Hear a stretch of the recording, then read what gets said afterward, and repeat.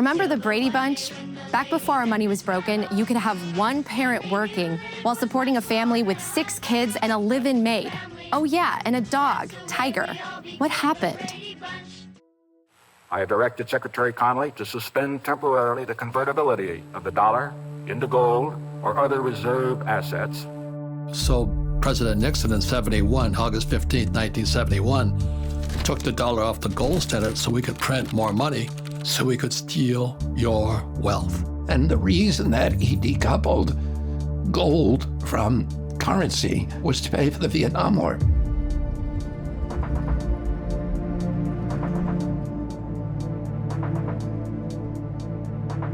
The dollar will dramatically lose its purchasing power. The more they print, the more it gets diluted.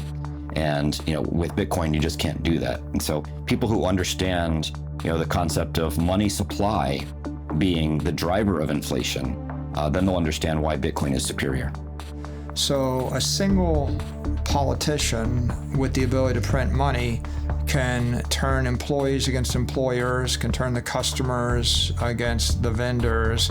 They can turn every industry against every other industry. They have people rioting in the streets. And typically, the people don't realize that it's the government that's created the distress, and they blame the shopkeeper or the policeman or the person in the streets for causing their problems. And so you have unnecessary violence. You have human tragedy. Businesses collapse, families collapse, people lose their lives.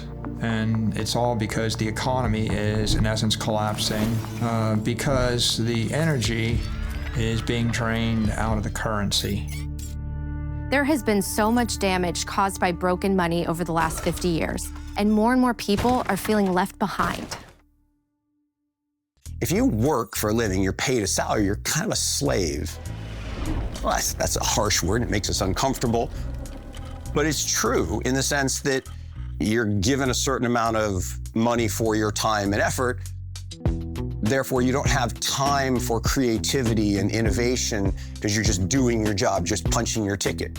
Well, part of that is because your money that you're paid gets less valuable every day. We've been sold a bill of goods that inflation is good for us. That's nonsense.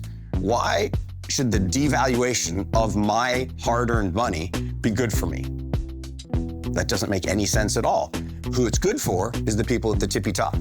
How in the world are they going to get ahead if they're operating on this system that doesn't preserve their energy and their work and their time?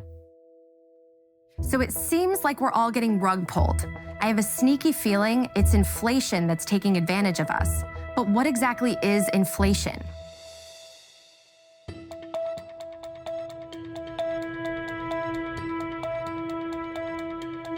There are 2 kinds of inflation. There's inflation due to unfortunate acts of God, force majeure. So if the monetary system is being run perfectly, and if there's a tornado or a hurricane, and there's a temporary shortage of goods and services, then prices will go up. And so that is physical inflation. But there's another form of inflation, which is monetary inflation, and this is much more common. And this is generally the source of 98% of inflation in the world, the vast majority of it. And that's when all of the goods and services and assets in a society are priced in a currency that is in and of itself inflationary. So if I price things in the dollar and I double the supply of dollars, the supply of houses doesn't increase, but the supply of dollars does increase. Therefore, the prices will probably double over time. Typically, especially if you're going through a hyperinflation, wages do not keep up. They do not keep up. And so inflation eats into purchasing power. You can't buy enough to feed your family. The average income in this country is now $5,000 less than the average cost of living. The cost of basic human needs, food, shelter, and transportation is now $5,000 more than the average person makes, which means if you're in that category, which is most Americans, you now cannot make ends meet. Here in the United States, they target 2% inflation. They're literally saying we want to steal about 2% of your purchasing power every year. And then we have years like this where the inflation rate is 7 or 8 or 9% higher than normal. That means they're just stealing our purchasing power even that much faster. So there's no honest unit of account for them. It's just a credit-based system. They're just making different numbers on their spreadsheets, and they say, you know what, we're going to create this much more credit this year. We're going to destroy this much more purchasing power. And it's the citizens of the country that pay for that. We're paying for our government to make irresponsible decisions. So yes, I think that's very immoral.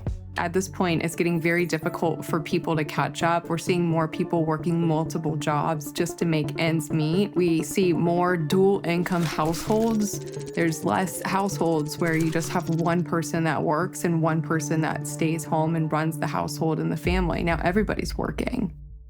So let me get this straight. We take our God-given talents and work really hard, and our money buys us less and less every year? I don't like the sound of that. So how does government create money? We print it digitally. So we as a central bank, we have the ability to create money digitally. We also print actual currency, and we distribute that through the Federal Reserve banks.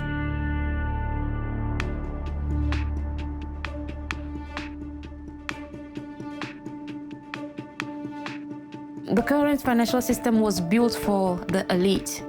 It was built to ensure that those that control institutions and have a vast amount of money can make even more profit at the expense of regular citizens that are from the working class. The current financial system was designed to promote the wealth of a minority, which is why that minority tries everything possible to discourage people from using Bitcoin, because they know they will end up losing that privilege they have been carrying for centuries.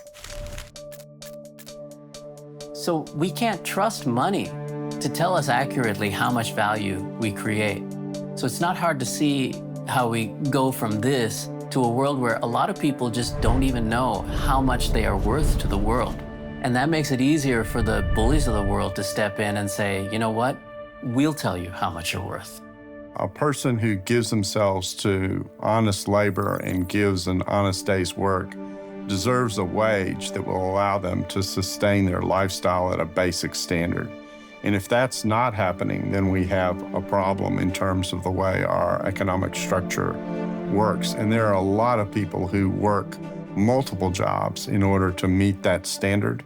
And that is probably an indication that we have a problem.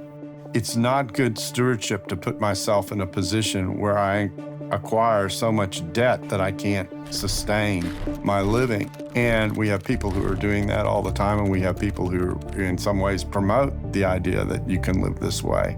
The incentives exist for the Fed to provide extremely cheap credit to banks and for them to mark it up a little bit because it's profitable for them, and then to offer that credit pretty cheaply and essentially create, debt slaves or indentured servants out of every American and anyone else around the world that they can lend to that is plugged into the Western banking system. That's just the incentives of the system that we have today.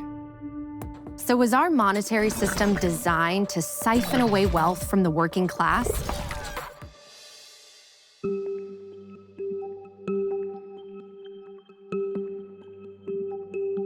If we go back to medieval times and perhaps a bit earlier, we can see how money emerged. What happened is that every local sovereign nation state or city-state tended to issue its own currency. And two things impacted the reliability, the durability, and the effectiveness of that currency. One was whether the issuer of the currency, whether it was a nobleman or a king, or whether it was a constituted government, whether they could, to use the phrase from Isaiah, to resist the temptation to dilute the currency.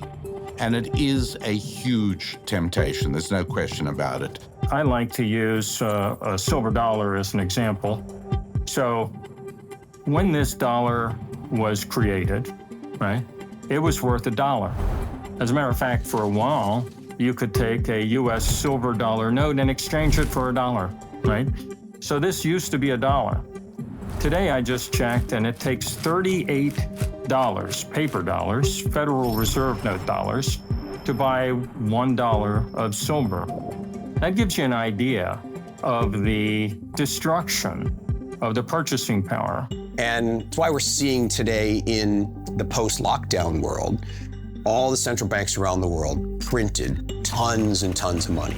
And that just doesn't make any sense. And so people say, well, why are housing prices going crazy? And why are food prices going crazy? Well, it's inflation. It's actually not really inflation. Inflation is when there's excess demand for limited supply, so the price rises. This is currency devaluation. So weights and measures were the way in which you'd say, if I got a pound of something, I'll give you a pound of this, or the equivalent. And there's a real warning in the scriptures, Deuteronomy, Leviticus, especially in the Mosaic Law, and then later in the book of Isaiah, the book of Proverbs, that talk about things like, and they use a lot of metaphors, like diluting the wine with water. I mean, how is that for an image of inflationary policy, where you inflate the amount of money in the economy because you have control of the printing presses?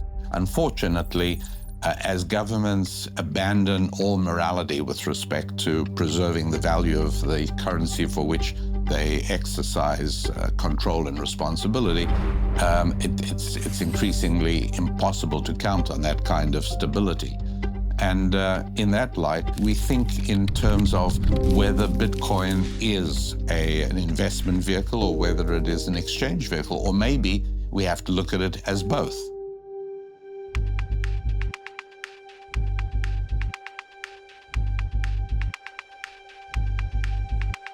There's no actual mechanical difference at all between you and I putting together a dollar printing machine and spinning up some counterfeit $100 bills and trying to go out, take those into the world and trade them for goods and services.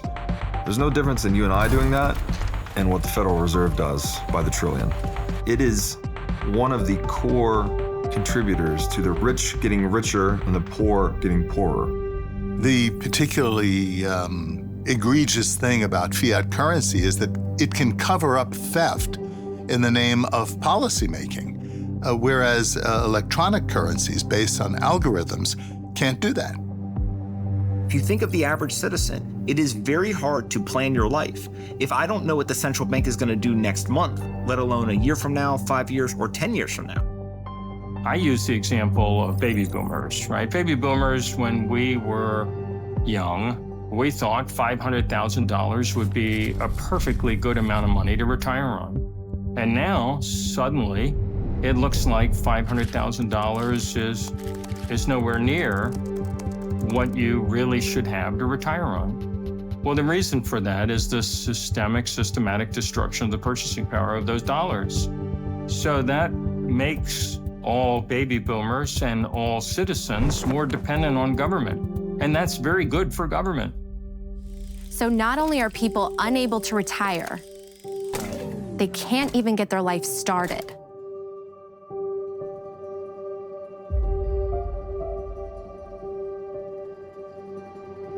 God's will is for us to be fruitful and to multiply. And one decision or one factor that impacts many people's decision to have children is their finances. And the state of our economy has really devastated, particularly young people's savings. And I have a ton of friends who have decided not to have children or not to have more children because they feel like they can't afford it. So I do think inflation can impact some people's decision on if they want to have children or not. And I think that's a really sad thing. I have experienced this in my life. I have put off having a family. I've wondered if I'll ever be able to afford a home. More and more people in my generation are living at home with their parents and drowning in student loan debt. Millennials like me are losing hope that the future is one they'll be able to afford. For the first time, we have a generation that is worse off than the ones who came before. None of it feels fair because it isn't. The system is rigged against us. We live in a system where we are forced to use a certain currency. In our case, let's say the US dollar. We didn't choose to use the US dollar. We didn't have a vote about whether we were going to use the US dollar. We're forced to use the US dollar. And that US dollar is controlled by political organizations that make political decisions to benefit themselves at the cost of others. Decades of policies that were probably well-intentioned have led to the worst levels of income inequality and wealth concentration we've seen since the 1920s. And at this point, we have politicians who just throw blame and they come in and say, I'll fix it. But unfortunately, they can't fix it because in order to keep the system going, they have to keep printing money. And the more they keep printing money, the more the wealth concentration grows and the more unfair and unequal the system becomes. Okay, so clearly there's a problem, and it feels like there's no way out. But is there? If broken money is the cause, how can we fix it? More and more people say the solution is Bitcoin. My perspective is that Bitcoin does fix everything. And Bitcoin is about community. It feels healthy. It feels like it's doing something good for society. It's something that's non-political. It is not tied to any one group or another. It's not tied to the Republicans. It's not tied to the Democrats. It's not tied to the Libertarians. It's open for everyone, and it's free for everyone. Anyone can be a part of the Bitcoin economy. It's like a good church. A good church says, anyone, come on in. Come be a part of our community. Be a part of our family. Bitcoin is that. So we can only trust systems that cannot be discriminatory. And Bitcoin is powerful in a way that is money that does not discriminate based on race, based on gender, ethnicity, or even geographic location. A person holding Bitcoin in Togo today will have the same value as a person holding the same quantity of Bitcoin in the United States. I'm not techie. I'm really horrible with technology. But once I understood what blockchain was, blockchain's integrity. Bitcoin is based upon integrity. That's why I call it people's money. The government cannot make it. Bitcoin is not this centralized control of the economy. Bitcoin is built by the people, for the people. If you consider how many steps it takes for a merchant to sell a good to a consumer in the traditional world today, it takes 9 steps. And what the Bitcoin network does is take 7 of those steps away. It's peer-to-peer. Those steps, by the way, are dominated by toll takers. They're taking fees. And so up to 3%, sometimes more, of the transaction, which actually can be saved by both the merchant and the consumer. One of my favorite aspects of Bitcoin is the limited supply of 21 million. I think that having something that can't be changed makes it so powerful, and it makes people appreciate, just like their time is limited, their own personal wealth is limited. When they see that the Bitcoin amount is limited to 21 million, it really makes them understand the difference between Bitcoin and every other currency, all fiat currencies which don't have this limit. So that key is what makes Bitcoin special.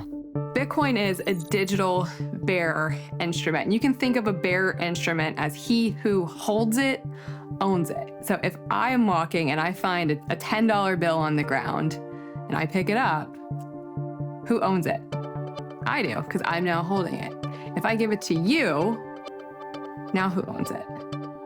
You own it because you're holding it. That's a bearer instrument. She who holds it owns it. How do we make this happen in a digital world? Well, it wasn't possible before Bitcoin because Bitcoin solves what's called the double spend problem. Think about it when you take a picture on your phone and you send a picture to your friend. You still have that picture on your phone, and then on your friend's phone, they have a copy of that picture. If I want to send money to my friend peer-to-peer in a digital way, it's really important that when I send it, it leaves my device and it's only on their device. Otherwise, you have what's called a double spend, and that's where you can double spend the same piece of currency over and over again. That doesn't work for money. So Bitcoin solved that decades-old computer science dilemma called the double spend problem. And that allows for the peer-to-peer transfer of money in a digital form for the first time ever. What Bitcoin does is it gives you back that ability to be your own bank, to custody your own funds, to spend money, but the way we do with dollar bills now, but in a digital, virtual way that's really powerful. So to recap, there are only 21 million Bitcoin, and the network gives you total control over your money. And now some of the most successful entrepreneurs are into Bitcoin. If you look at what gold is, let's start there. Nobody carries around a gold bar, but some people just feel more comfortable holding gold than they do cash. But the reality is nobody actually owns gold, right? They don't physically own it. Some people have coins, but that's, an exception. And so gold itself is actually just a digital transaction that's stored on a ledger somewhere. It just happens to be on a fiat ledger where it's a traditional database held wherever you're buying the gold at a bank, an investment bank, whatever it may be. There are a lot of vertically integrated organizations that control your access and the distribution and your ability to use traditional gold ownership. Bitcoin is very similar in a lot of respects, only the ownership of that is stored in a wallet, which, if you have your own wallet, is stored on the Bitcoin blockchain. For example, dollars aren't a great store of value because we have to trust that the government won't print more. With gold, no one controls the production of gold. So we know that its issuance is not controlled by any one party, and it requires work. Gold is a proof of work sort of asset where you have to dig it out of the ground. And Bitcoin has some of these same characteristics. Bitcoin, as a store of value, it's great because you can carry it in your own wallet. You can cold carry it, which is a huge advantage. You can be anywhere in the world and there's an ability to transfer it or use it. That's a huge advantage. You can transfer it to others or buy it from others in seconds. That's a huge advantage. And you can transfer it as a method of payment in a lot of respects, and that's a huge advantage. Those advantages are legit and offer people a good reason to use it. And, if you're a speculator or you're using it purely as a store of value, it's easy to trade, store, buy, and sell. The reason Bitcoin is better than gold is that it's more transferable than gold. If you try to move $1 billion worth of gold, you need like an army to move that, and it's very expensive. If you need to move $1 billion worth of Bitcoin, you could hit a couple keys, hit send, in 10 minutes, it's transferred at the speed of light to anywhere in the world. So it's more portable than gold. It's more divisible than gold. So you could divide Bitcoin by up to 8 decimal points. So the smallest unit is called a Satoshi. So it's more divisible. If you try to divide a bar of gold or a gold coin, you go pay for Starbucks, you can't do it. So more divisible, more portable, and it's more verifiable than gold. It's hard to verify gold. Bitcoin is easy to verify. You just type the key into a blockchain explorer, you could verify that you're Bitcoin. So to get this straight, Bitcoin is a digital asset that moves through the internet without a third party like a bank or credit card company approving the transaction. All right, let's go a little deeper. You've probably heard of the word blockchain. So what is a blockchain? Blockchain just refers to a ledger. So the Bitcoin blockchain is a digital ledger of transactions where all the computers on the network have to agree to add a block to that ledger. So it's a chain, essentially, of blocks that each contain a list of transactions on the Bitcoin network. And the whole community, essentially the whole network, verifies that those transactions are accurate. The idea of a digital ledger will make more sense if we get a clearer picture of how ledgers work. The ledger is nothing new. It can be traced back to the 11th century and was popularized in Florence, Italy during the Renaissance in the 14th and 15th centuries. It's simply the way we've been keeping track of who owns what for about 1,000 years now. For example, when you deposit money in your bank account, you have a credit on the right side of the ledger. The bank has a debit on the left side of the ledger because they owe you that deposit when you want to withdraw it. Easy enough. It gets a bit more complicated when you want to buy something with the money in your bank account. Now the bank and the store have to reconcile your bank account with the store's bank account to move the money because they each have their own ledgers. And your ledger has to reconcile with their ledger, which can take a few days, or up to 30 days as with credit cards. Now multiply this times billions of people moving their money to buy things every day. And remember, the banks on both sides take a fee. All these transaction fees add up to trillions of dollars each year. That comes out of your pocket and the store's pockets.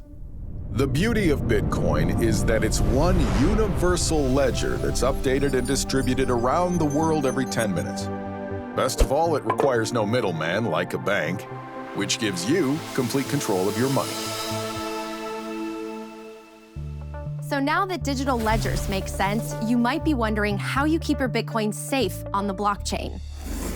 The way that I would describe storing your Bitcoin on a blockchain is like a locker system. So at your high school, you had a locker, and your locker had both a public address, so my locker was C19, and I can give that address to everybody. Hey, go put this envelope in my locker, C19. That's my public address. But only I have the key, the private key, to open that locker and move stuff from one to another. So securing my Bitcoin or cryptocurrency would be the same thing, where you have this blockchain, which is like this digital locker system, and there's a public address, and everybody can know that address, and anybody could deposit into that address. But only I have my key to unlock that. And where you're storing your keys, there's typically some secret phrase that you need to keep in a safe place, which is what's used to create your secret key. The way most people store this is in what's called a mnemonic phrase. And you've probably seen this where it's either a 12 or a 24-word phrase typically. And each of those words comes from a specific word list. And when you stack those words together, 24 words is the number most people use, which corresponds about to the number of atoms in the known universe. And so we're storing a tremendous amount of randomness there that makes it computationally impossible to break into. And that's the piece you need to keep safe. Okay, that was a lot to throw at you, so let's try to keep simplifying it. Bitcoin might seem complicated. At the same time, I'd argue it's way less complicated actually if you look underneath the hood to figure out how banks settle transactions. But most of the people don't care, right? In traditional finance, you hit the button, it goes somewhere, and it just ends up in my wallet, and nobody asks how it got ultimately from point A to point B. Bitcoin is new, and I get that people have more questions ultimately about it, but over time, I feel like the trust in kind of the Bitcoin blockchain, as well as the longevity of the technology and how, the software has been up and running for so many years, people will stop asking the question. It'll become very normal. To sum this up, let's just hear a simple definition of Bitcoin. So what is Bitcoin? Bitcoin is a piece of software that allows two parties to exchange value over the internet in a transparent and trustless fashion, as easy as sending an email. So we're free to send Bitcoin through the internet as money without permission from any government or bank. But you might be wondering what the difference is between Bitcoin and the CBDCs you've been hearing about. What a CBDC is central bank digital currency. Now, what it is they're trying to take, and when I say they, I mean central banks and the government, are trying to take the concept of fiat currency and digitize it into a digital dollar. Now, the challenge with this is that allowing the state to create these central bank digital currencies, it is creating a mechanism by which the government can surveil every single transaction that an individual makes. And not only can they surveil these transactions, it allows them to turn off your bank account if you start doing something that they disagree with. This is an extremely slippery slope that if we allow the government to go down this path, it has the potential to enslave humanity in the long term.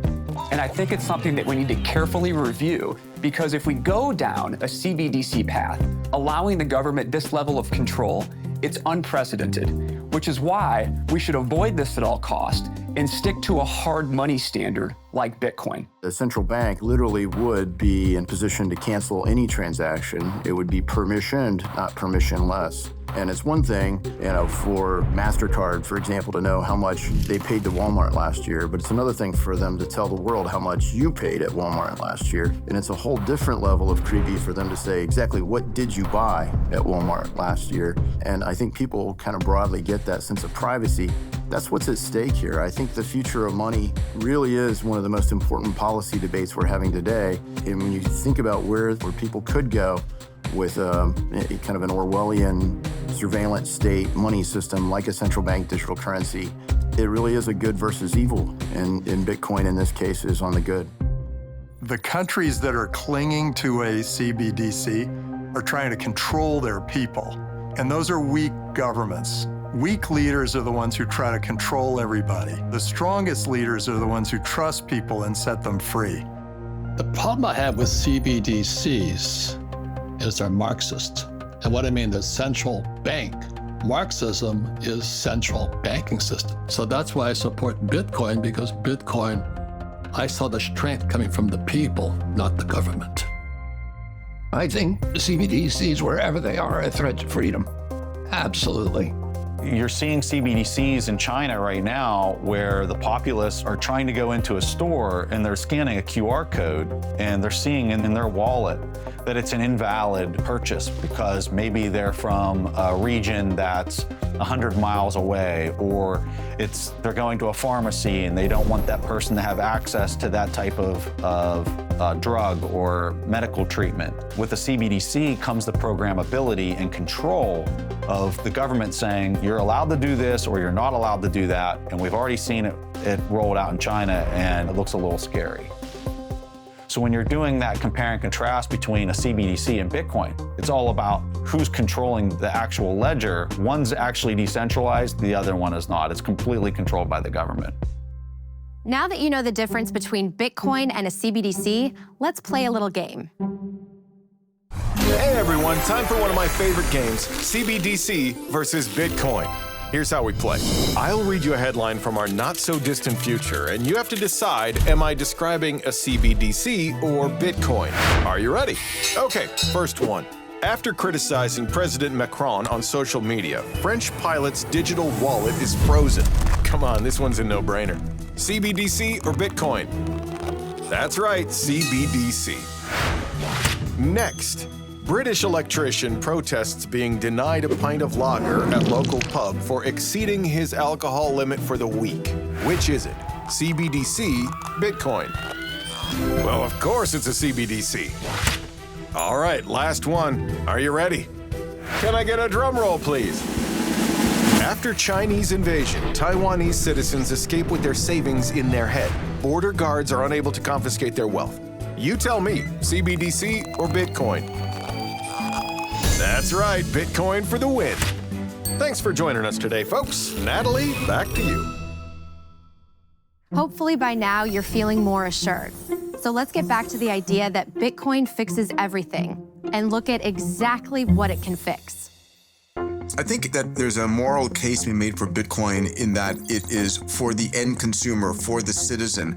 It is the stable form that cannot be stolen or corrupted or manipulated or inflated. And so for an individual, that is a great thing. It doesn't necessarily benefit certain governments who want the ability to wipe out with the stroke of a pen or the muzzle of a gun the bank accounts of its citizens. So politicians promise you that they will make your houses more valuable, that you can use them as ATM and extract value from them, that you'd have cheap borrowing and cheap leased cars and cheap mobile phones, and you'll just be wasteful and keep consuming, borrowing, spending, consuming. This is not sustainable.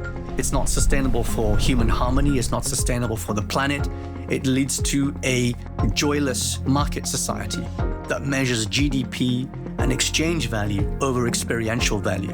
And experiential value is much more valuable to human beings. We don't measure our literacy rates, our suicide rates, our divorce rates, our happiness, our pollution within the GDP metric. We only measure exchange value. So as long as politicians keep saying, oh, GDP is going up, therefore we're all doing great, that's a massive problem for human society, and it's not sustainable for our planet. So I think it's extremely important that we consider a sound form of money as a fundamental change for our financial and monetary system, because that'll put us back on an even keel. So how does all this get us back to the Brady Bunch days? You know, where a family can actually live off one income and have a balanced life? Bitcoin could make life affordable again and allow us to plan for our future. If money actually held its value, imagine the freedom we would have.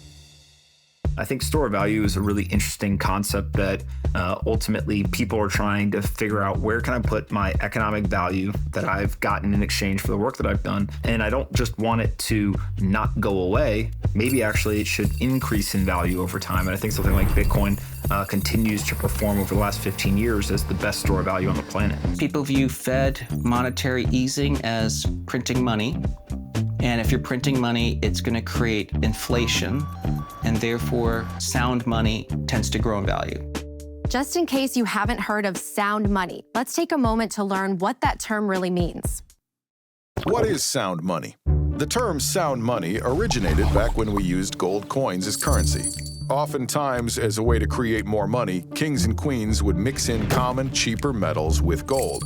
That way, they could create a coin that looked like it was pure gold, but really, it was diluted. And that allowed them to create more coins with the same amount of gold. So instead of 10 ounces of gold being able to create 10 coins, now they could use that 10 ounces of gold mixed with junk metals and create 14 coins. It was a very sneaky theft of the people's money. The public got wise to this scam and found a simple but clever way to test if their coins were pure. If they dropped them, a pure gold coin would make a different sound than a diluted one. Today, when we refer to sound money, we mean money that cannot be diluted. Bitcoin is the soundest form of money humans have ever created because no matter how hard anyone tries, you can't dilute Bitcoin by creating more of it. There will only ever be 21 million for all of human history.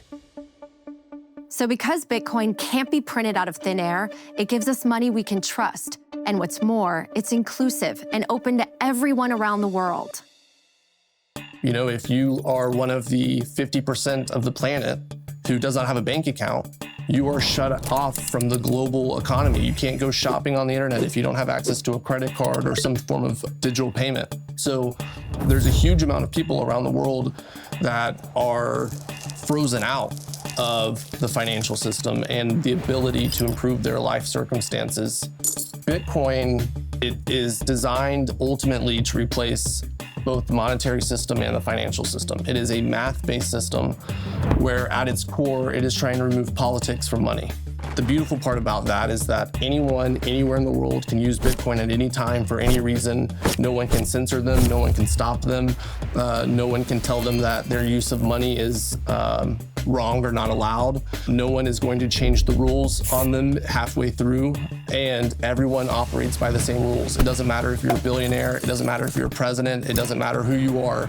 You have the exact same rights within the Bitcoin system that the person who makes $1 a day has.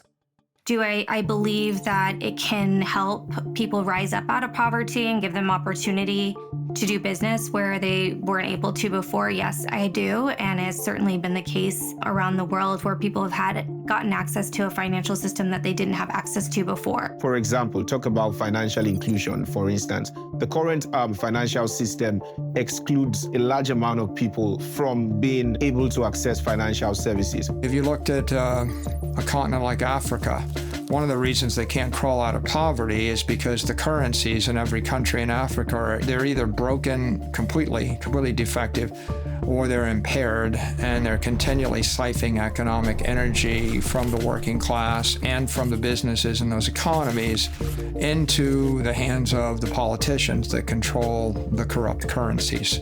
You, in essence, don't really have any hope of accumulating wealth if you're paid in a defective currency and the currency is continually collapsing.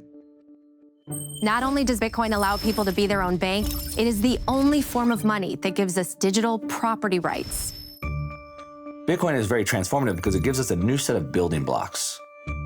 We don't know all the things that we can build with those building blocks, but what we do know is that it solved maybe the oldest problem in humanity, which is how do I secure my property in a way that can't be stolen? The ability of a person to have full rights to the money that he has earned, that he has brought into being, without interference of any more powerful entity, whether it is a band or a gang or a government or anything else that could use force against him. That's a huge advantage and a huge asset.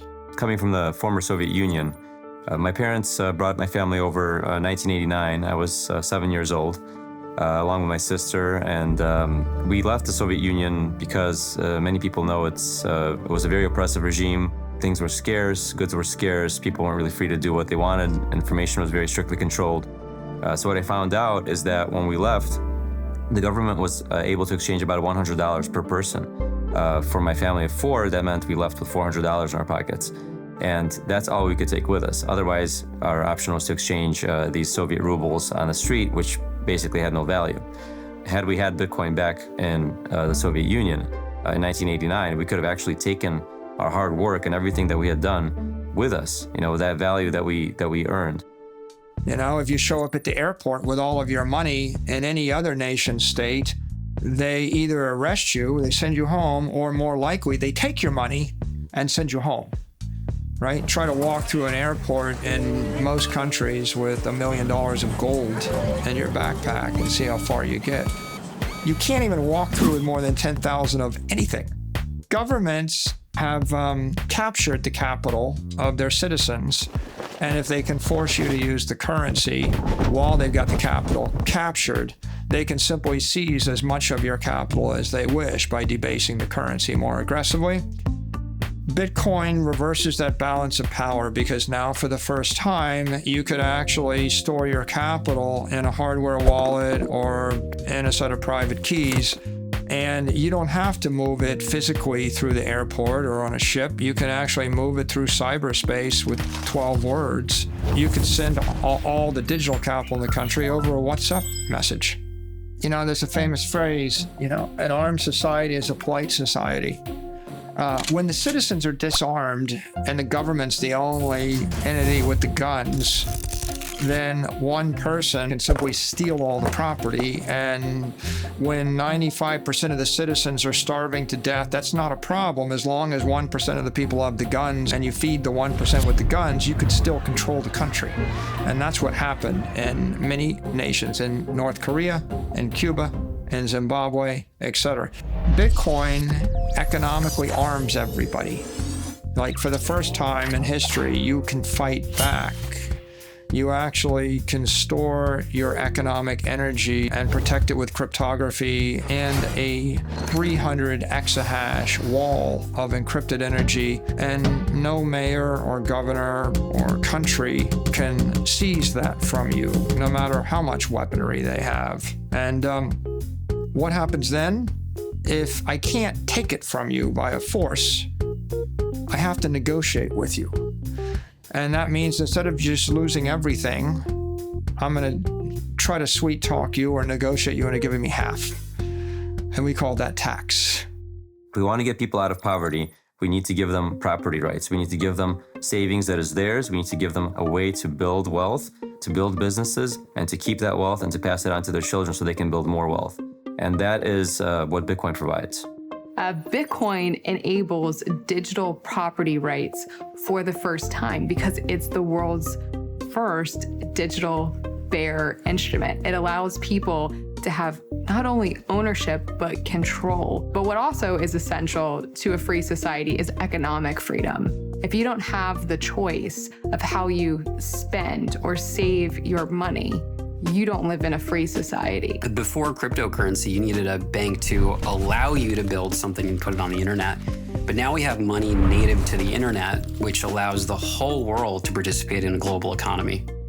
Ultimately, Bitcoin is a means to fight tyranny, to fight corruption. When you take control of the monetary system out of the hands of a few and make it available to everybody, it is a safer system. And Bitcoin provides a way for the abundance gained from technology to be broadly distributed to society that is aligned with the best in humanity rather than the worst in humanity.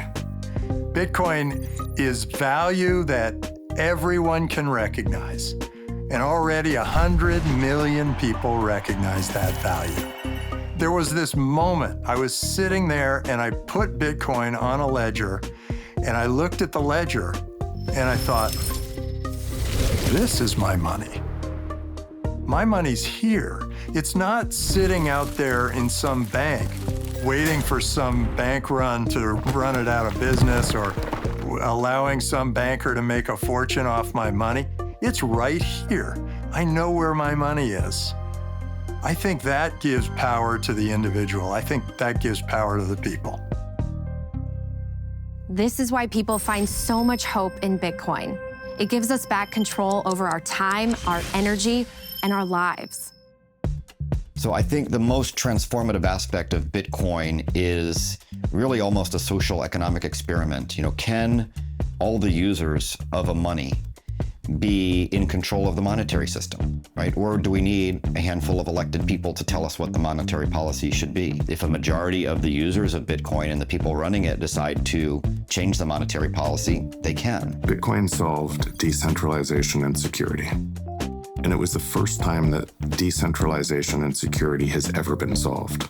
And for anyone that's gotten into Bitcoin, reading the Bitcoin white paper is usually the inflection point, where it's a 9-page, really easily understood document that lays out what's now the whole cryptocurrency ecosystem. The fundamental idea that we can have a financial system where individuals are really in control of their money. You don't have to have all of the intermediaries that were problematic in the 2008 financial collapse. When I saw that as an engineer, I thought, wow, this is one of the most empowering things that I could imagine. The most important thing is the way it reorganizes human behavior, right? Because for basically thousands of years, most things happened in a trusted way. You had to trust somebody in order to conduct a transaction. You had to trust somebody in order to store your wealth. And now you don't. You can use Bitcoin and you don't actually have to trust anyone.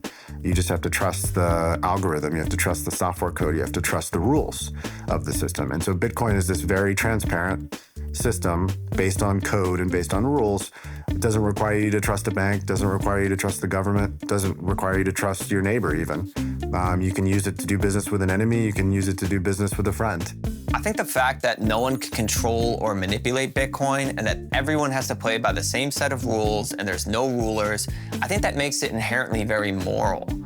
There's no one who gets a special unfair advantage in Bitcoin, and that's different than the current system we have today, where whoever's closest to the money printer basically disproportionately benefits from it. And so I think Bitcoin can make the world a better place by making it a more fair and inclusive system, and will help fix some of the division, polarization, and the wealth concentration we see today. There is so much Bitcoin can heal. It can even prevent those in power from being able to take our money or silence us. The first thing that happens when you go against the government, that is a dictatorship, they will take away access to your money. And it doesn't even have to be a dictatorship.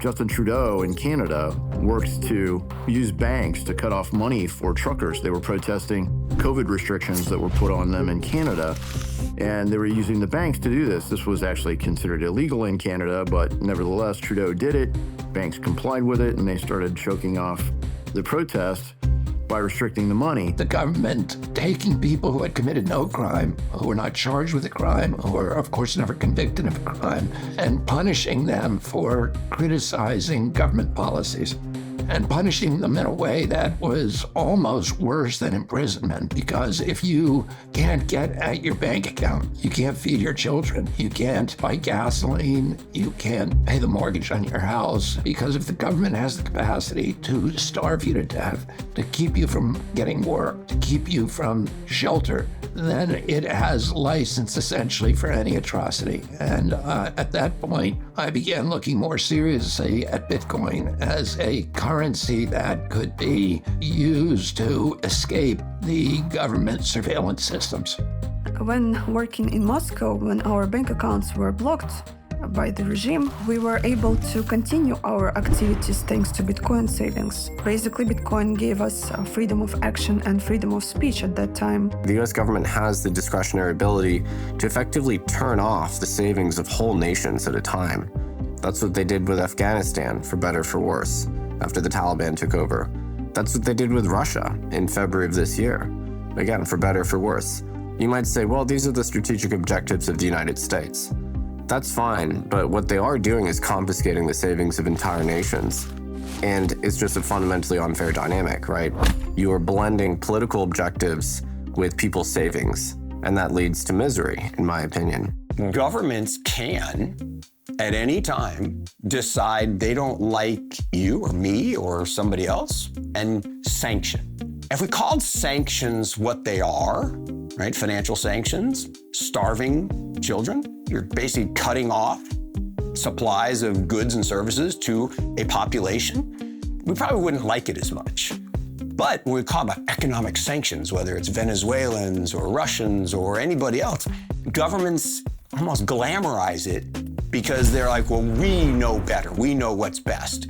But censoring someone because they have different views or different lifestyle or different perspective on how the world should interact, it's not really our job. So PayPal came out with that policy where they said if you say anything online we don't like, misinformation, which of course, as we found out for the last 2 years, what was labeled misinformation actually came true. But if you do misinformation, they can pull $2,500 out of your account.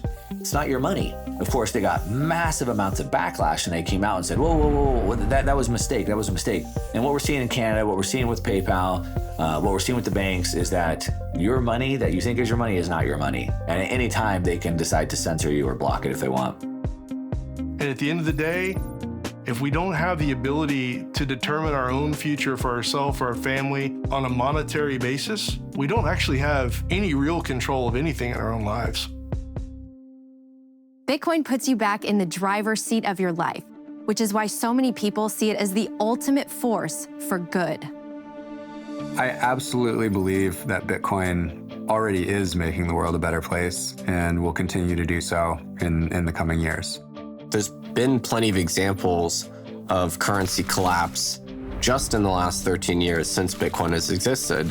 And we get these every single year. So there have been major, even middle-income nations where the currency has effectively failed, and Bitcoin has been a life raft for those people. When the war in Ukraine broke out, I had friends there on the ground trying to help some folks that were stuck in bomb shelters, delivering food and water. And they asked us to help them monetarily, try to help them buy more supplies. On a Saturday night, the only way to get money into Ukraine was Bitcoin. There's no other technology that can cross borders outside of banking hours. So we were actually able to use Bitcoin to send it over there and get local currency to people on the ground and to effect humanitarian aid. And I was really blown away because Bitcoin was the only thing that could solve that problem. And in times of war, all philosophical resistance to things like Bitcoin goes out the window because it doesn't matter. If it solves your problem, you're going to use it. And that's what makes me really excited about it because there's so many problems in the world and those people really need the Bitcoin. We decided to collect some donations in Bitcoin, and Bitcoin was a kind of a plan B for us. The very concept of Bitcoin is tightly connected to the concept of financial freedom for everyone in the world and give understanding that Bitcoin is a significant tool in a fight against global evil. You know, when people go to protest, whether it's in Uzbekistan, in Russia, or Belarus, or Ukraine, or somewhere, it's important that you know that you have financial tool which cannot be turned off in the moment when you need it, when you need to be able to fight for your freedoms. And shouldn't be naive thinking that someone in your country would not abuse the power. One day it could happen. You have to be prepared. Where you see Bitcoin expanding really fast is actually nations that need it the most. Right? You see why El Salvador is a natural is because they're most punished. They're furthest away from the monopoly system of money today. And so nations that have always seen either hyperinflation or dictators, and what you're seeing is those populations race into this open monetary protocol, and nobody can stop them. It is freedom. These are places where the government has failed in some sense. And so a lot of critics think, oh, well, Bitcoin is just something that, rich Westerners like, and it's a tool to gamble with. But really, the on-the-ground adoption is happening in places where people actually need it. And I think that's an extremely telling early data point. And so, if you live in Nigeria, Nigeria has among the highest Bitcoin adoption rates in the world, more than 30% of people use it. It's actually a very useful tool to do peer-to-peer transactions. Bitcoin, when you look at its alternative as a money where you don't have to trust anyone and you can move it across countries, you can send it to your family. I've heard tons of stories from Argentinians on how they use Bitcoin to get around capital controls, to get around, government restricts the ability to move dollars in and out of the country, and Bitcoin is this fantastic alternative for that.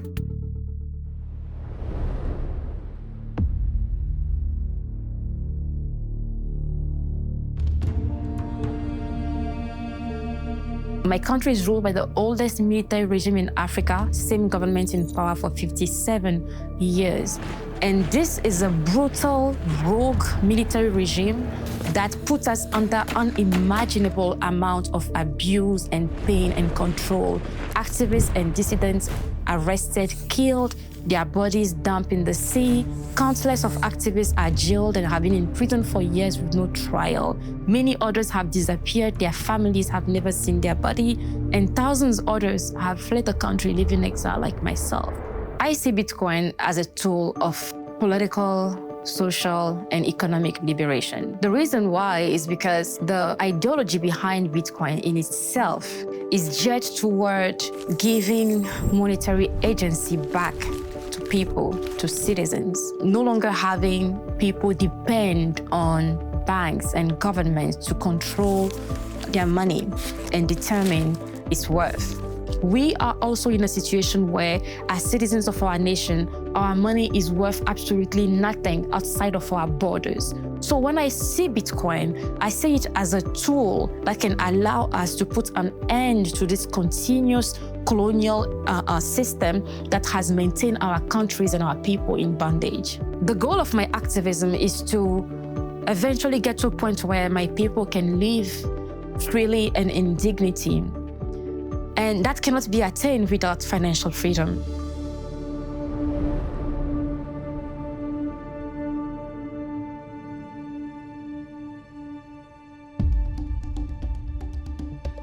Digital Sun Fund, which is my non-profit organization.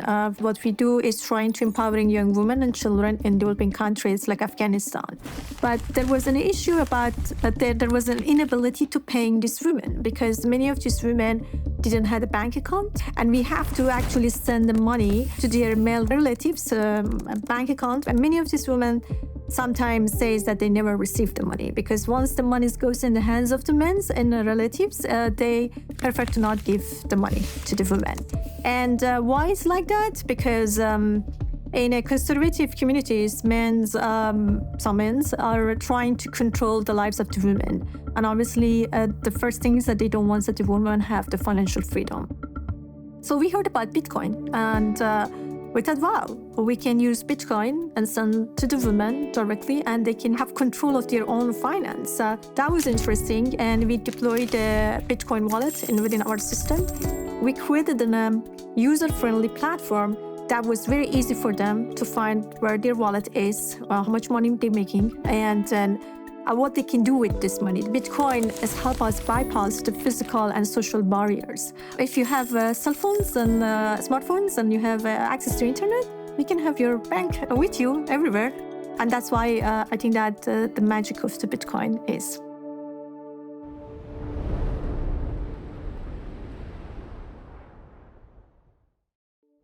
The Jews of Eastern Europe when the Nazis arrived, the Jews of Spain before that, Jews of Arab countries in the late 40s and early 50s. Jews were thrown out of Syria in huge numbers, thrown out of Egypt in huge numbers, with nothing, literally with nothing. Gosh, if they could have taken their digital wallets with them, what a beautiful thing that would have been.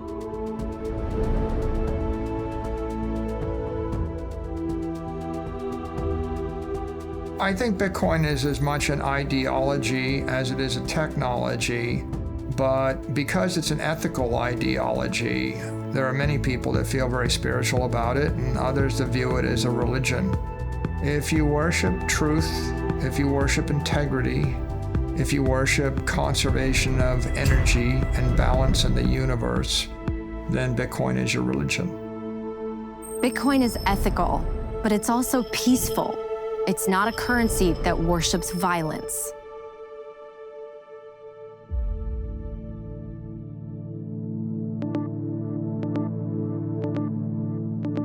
From a political standpoint, you have politicians on both sides, Republican, Democrat, it doesn't matter, that are aggressively trying to vote resources, financial resources, into their local jurisdictions in order to support this war machine that's happening.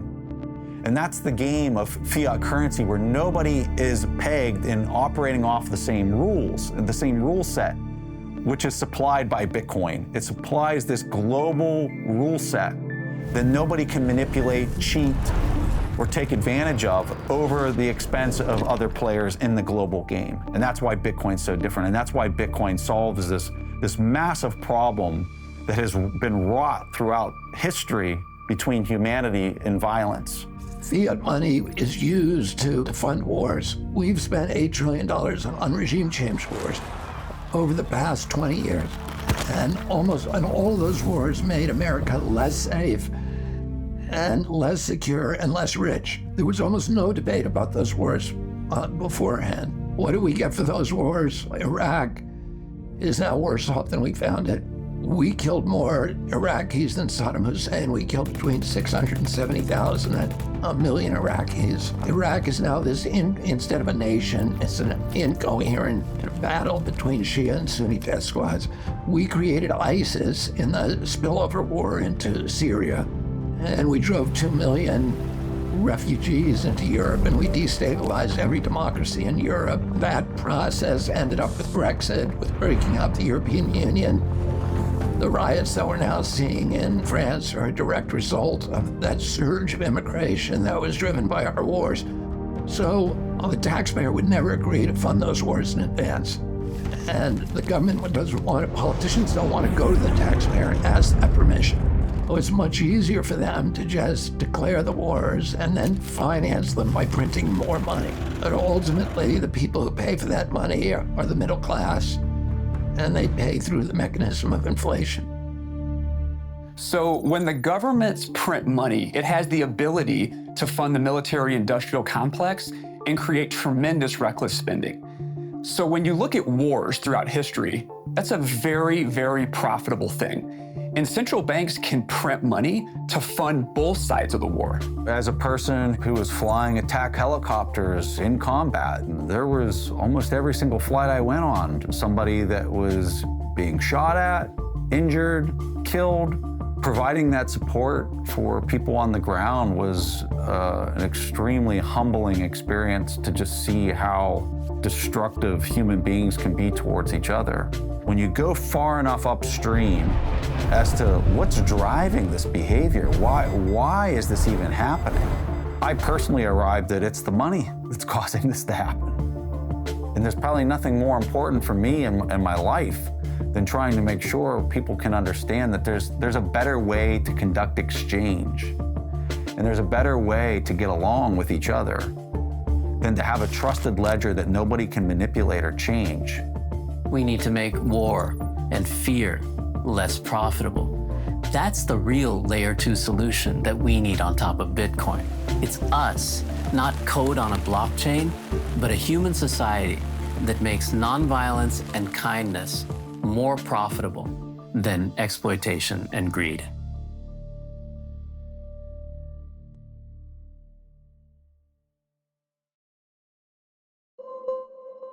Why is nobody in the U.S. concerned that we've been in these wars for as long as we have? Why isn't anybody asking about the cost of this? Just not even human-like, but like the financial cost. And the reason why is because it was always paid through debasement. They didn't know they were paying for it because the bill was pushed way out into the future through the depreciation of the currency itself. And so it just didn't seem like there was a cost. And so it's not just the US that pays for their armed conflicts this way, it's every fiat-based nation state that pays for their armed conflict this way. If you move to a Bitcoin standard, all of a sudden, you can't debase the cost of conflict away. And Bitcoin, conversely, is the currency of peace. If you actually have to go to a population and ask permission to wage war, in most cases, they're not going to give you that permission. It's interesting when a government gets into trouble and they have to pay for a war, or they have to pay for a pandemic, or they have to pay for some cataclysmic event. They tend to print money. And because you're going to have these governments printing all this money, then the money is worth less. Well, what if it were all Bitcoin? Not only would that government not have the ability to print the money for the war, you might not even have the war. So many people see a world where Bitcoin reduces war, makes it unaffordable, and incentivizes us all to love and serve one another.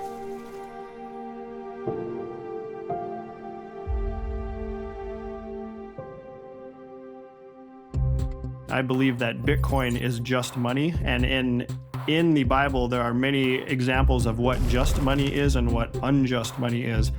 Without a doubt, government fiat currency is not just money. It steals from the poor and gives it to the rich. It creates more income inequality. I think God hates the current system that government fiat creates.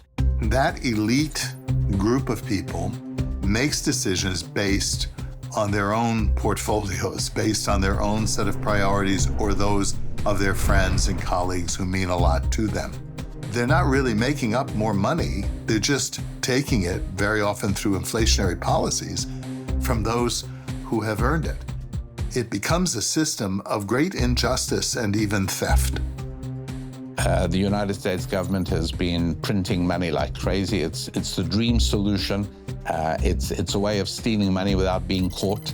And, spending other people's money is fun. That's all there is to it. It's one of the best reasons to go into politics. You get to spend other people's money. And most voters are not aware that as prices go up, reflecting profound inflation, that this is the doings of an immoral government that is literally stealing the bread off your table. So inflation is theft. It steals from us right under our noses. And sadly, the way people keep up with inflation is to max out their credit cards and take on more and more debt, which only creates bigger problems.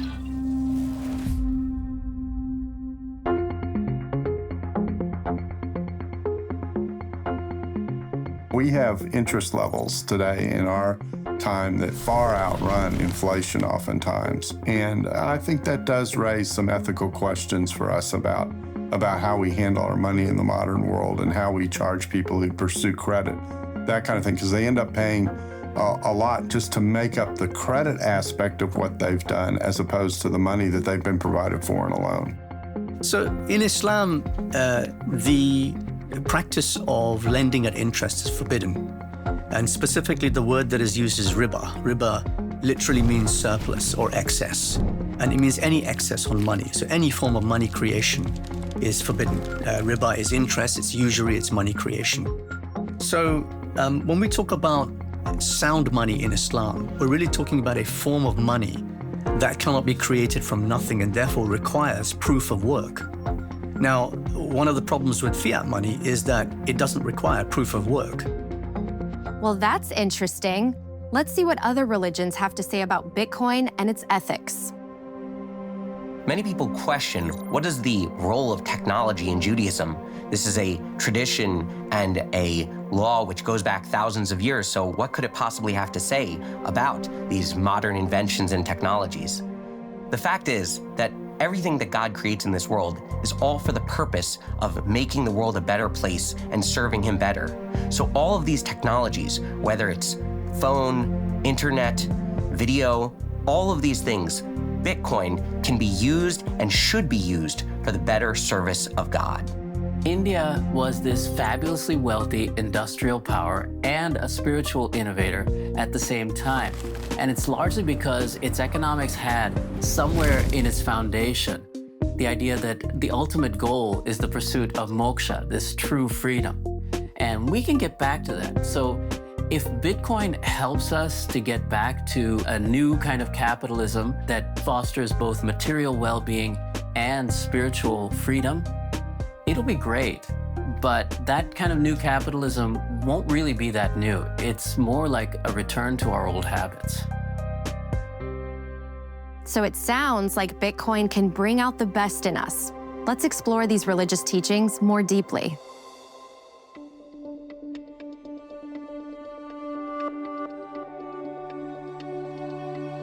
When it comes to Judaism being compared to a blockchain, there are so many points that we can look at.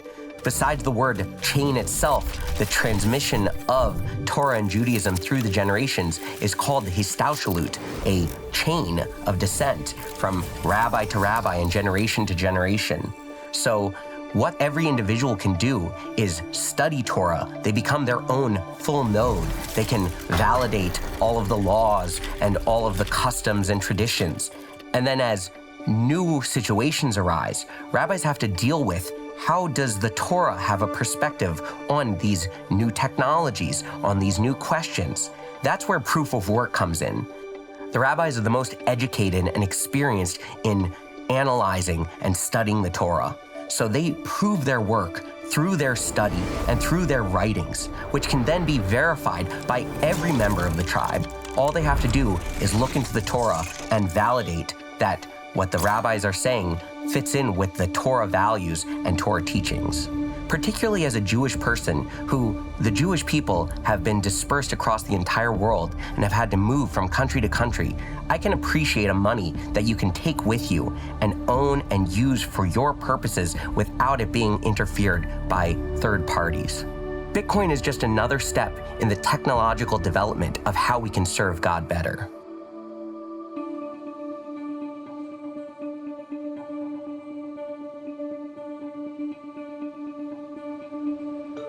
Buddhism itself is a decentralized system. In fact, it's the only faith that I know of where the founder himself said, don't trust anything I say on faith. You have to validate it yourself. So what validation in Buddhism means is that you have to critically analyze anything that the Buddha himself said. So in a way, as a Buddhist, you're a kind of block validator where you yourself have to relive the Buddhist algorithm. Buddhism is really like an algorithm, a set of rules that the Buddha said, if you follow these, you will be happy and you will create a kind, benevolent, and fair society.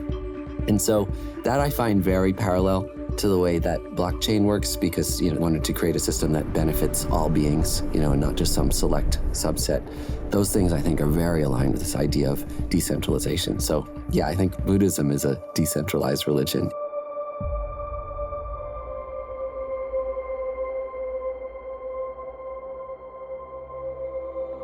If you have centralized planning, that is, fewer people who are making the decisions about the economy as a whole, you have less information.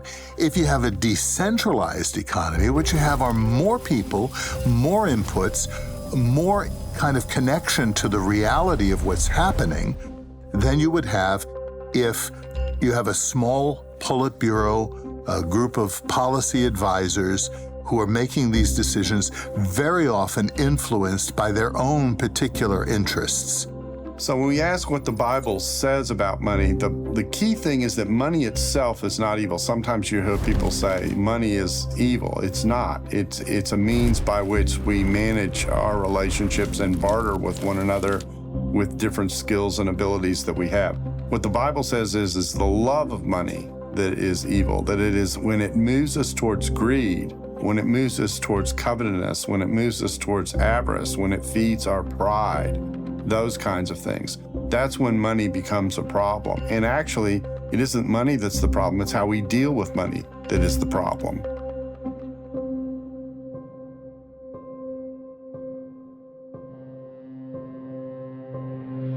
Now, in Vedic economics in ancient times, the ruler, who was often elected, by the way, even 2,000, 3,000 years ago, was judged on a concept called yogakshema, which means an overall material and spiritual well-being of the citizens, particularly the weakest in society.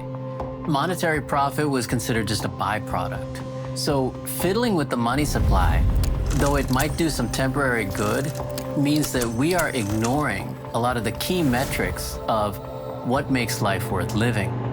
One reason we print this money is to get people to go out and shop with it, or to take on debt at low interest rates so they can go out and shop with that. Now, I don't know of any religion or philosophy that says that the goal of human life is to consume to the point of debt. So in a real sense, we are incentivizing something that goes against our basic morality, and I'm not sure how long we can continue to do that. The truth is, what we really are is divine beings who have taken human form in a material world that we manifest together for a meaningful purpose to be happy and free. That's the truth, and that's the foundation of Vedic economics. And Bitcoin has a chance to help us to see ourselves that way.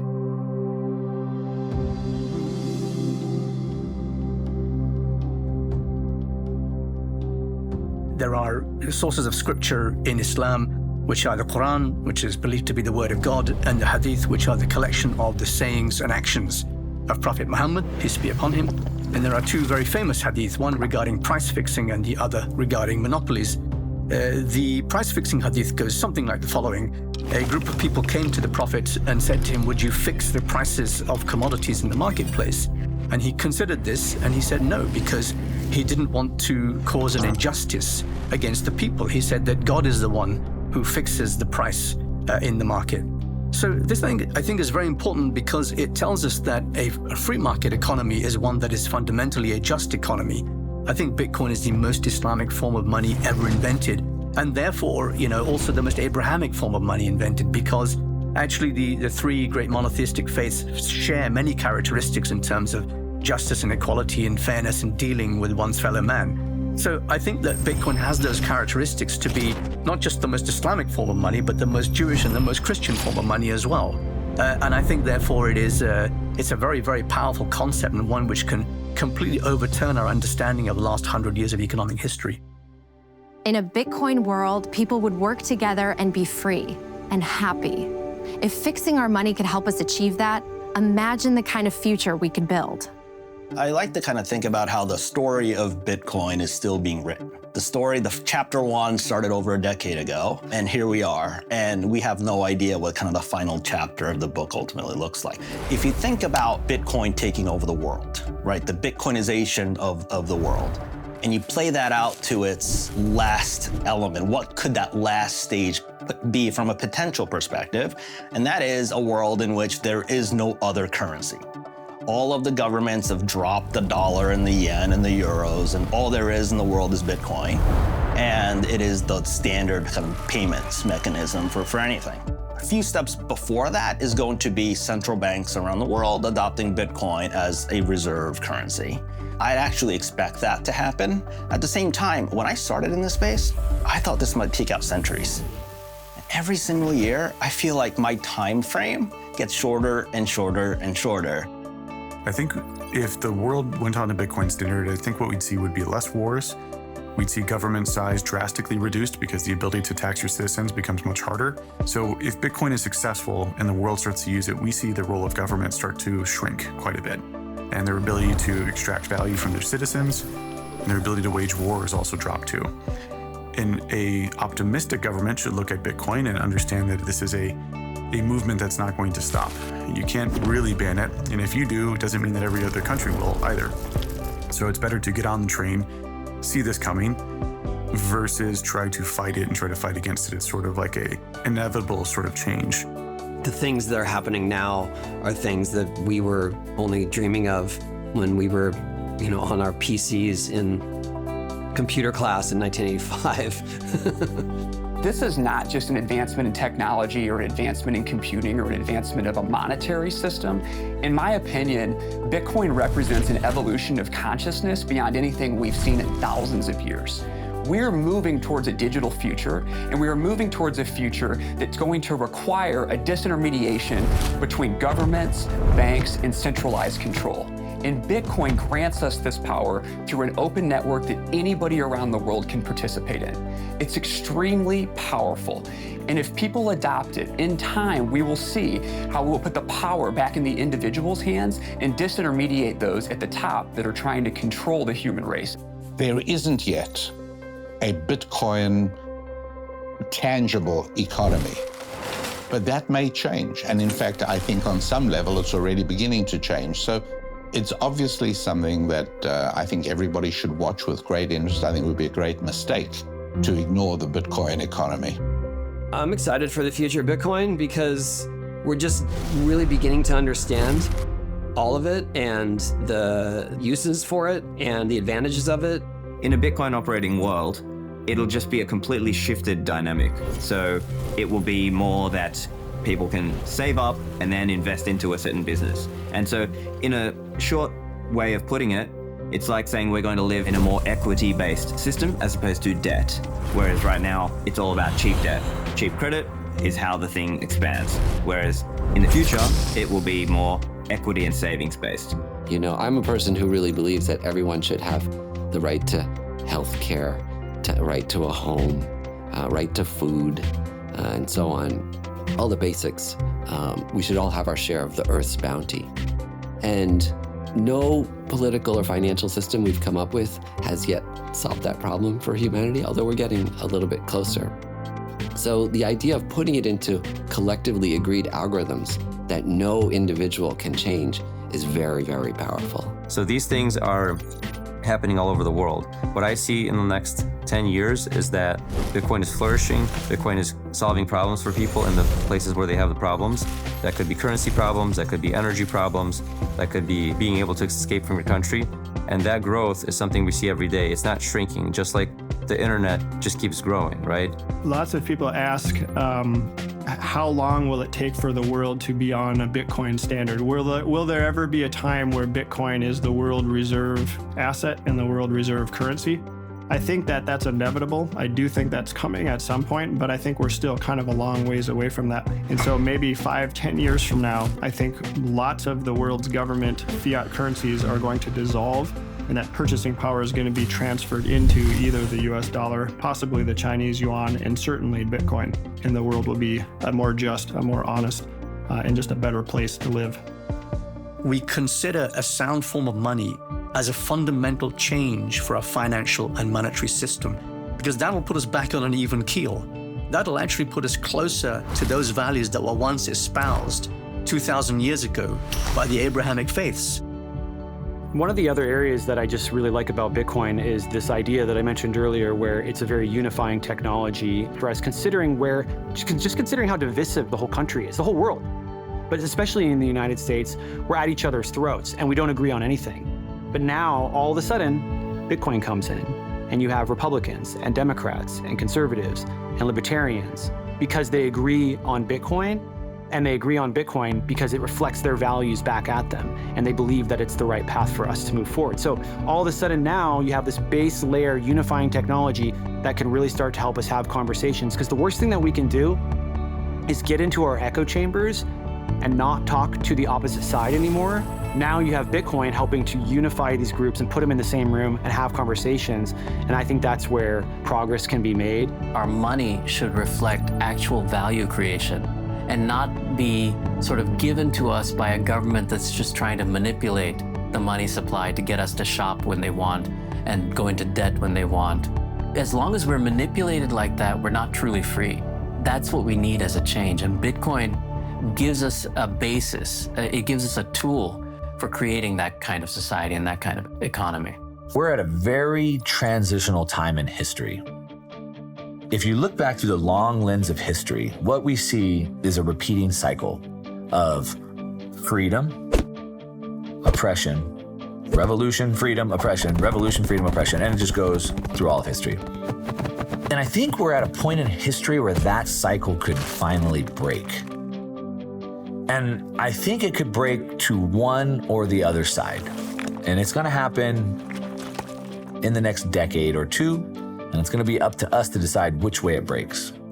And I think the cycle breaks, and either one, it breaks to where through CBDCs and social credit score system like they have in China, through indoctrination through schools and social media, they can indoctrinate us, they can censor us, they can lock us down, keep us isolated, and potentially prevent any revolution from ever happening again. The other option is that understanding that the source of all their power comes from the ability to print money. The money printer is their power. And if we can defeat the money printer, and they'd have no more ability to print endless amounts of money, then their entire system falls apart. And Bitcoin is that tool that allows us to beat the money printer, defeat their system, and if we move to a monetary system that nobody can control, that system never builds up again. We defeat the money printer, they never get the money printer going again, and we have a life with no revolution cycles of just pure freedom for humanity from there. I see that we do have a choice to make. I always lean into hope and the good in all of us. We should not steal. We should not wage war. We should have a form of money we can trust, so we can build a world of prosperity and abundance for future generations to live together in peace and harmony. Bitcoin embodies that hope, purity, and truth.